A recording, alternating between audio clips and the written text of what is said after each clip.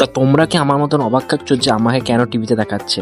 তো হ্যাঁ, তো প্রথম দিকে বলবো, পুরো ভিডিওটা তোমরা শেষ পর্যন্ত দেখো। তো আজকে হঠাৎ আমাদের প্ল্যানিং হয়ে গেল বিকেলে যে আমরা কোথা থেকে ঘুরে আসি। তা আমরা বুঝতে পারছি না কোথায় যাবো।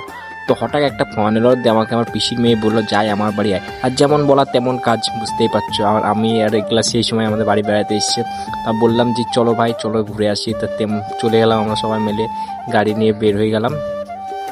তারপর একলাস ভাইকে আমি বললাম যে আমরা কিন্তু একসঙ্গে যাবো। একলাস ভাই বাইক কিন্তু খুব আস্তে আস্তে চালায়, তার জন্য আমি একলাস ভাইটা গেলে যখন একসঙ্গে যাবো। তো এটা হচ্ছে আমার পিসির বাড়ি। আমাদের বাড়ি থেকে এটা বেশি দূর না, খুব জোর 2 কিলোমিটার হবে। তারপর ফাইনালি পিসির বাড়ি চলে এলাম। আর এখানে আমার পিসির ছেলে তো ক্যামেরার সামনে আসতেই চায় না, কারণ ও ক্যামেরার সামনে কোনোদিন আসে না। আমার যতই আমি ব্লগ করেছি কোনোদিন আমার সামনে আসে না, ক্যামেরার সামনে, শুধু বলে যে আমাকে লিস না। তো যাই হোক, আমি পিসির বাড়িটাকে পুরোপুরি দেখাচ্ছি এই ভিডিওতে, তোমরা সব দেখতে থাকো। তারপর আমি কিন্তু একটু শুয়ে পড়লাম, কারণ আমি কাল থেকে টায়ার্ড। আর কালকে ধূমকেতু সিনেমা দেখতে পর থেকে আমি কিন্তু কাল সারা রাতে আমার ঘুম আসেনি, তো সে কারণে শুয়েছিলাম। তো আমার বোনের ছেলে কি বলছে ওইটাই শোনো, যে কাদের বাড়ি কোথায় এসছে, কাদের বাড়ি।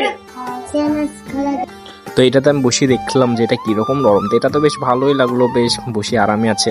কিন্তু এর থেকে আরেকটা যেটা ছিল সেটা বেশি ভালো। আর আমার পিসির মেয়েকে আমি বলেছিলাম যে আমি যখন তোদের বাড়ি যাবো তুই আমার ব্লগটা চালিয়ে রাখবি। তো যাই হোক, আমি যেই দেখছি যে ওরা আমার ব্লগটা আগে থেকে এইভাবে চালিয়ে রেখেছে, তো বেশ আমার তো ভালোই লাগছিলো, বড় স্ক্রিনে আমার ব্লগটা চলছে। আর সেই কারণে আমি আর একলাস ভাই বসে বসে দেখছিলাম। আর এই ব্লগে একলাস ভাই ছিল, সেই কারণে আরও বেশি গুরুত্ব দিয়ে দেখছে। তো আজকের মতন এইটুকু। আর আমি এখানে একটু পাগলুতে ড্যান্স করি। তো কালকে আবার 11টা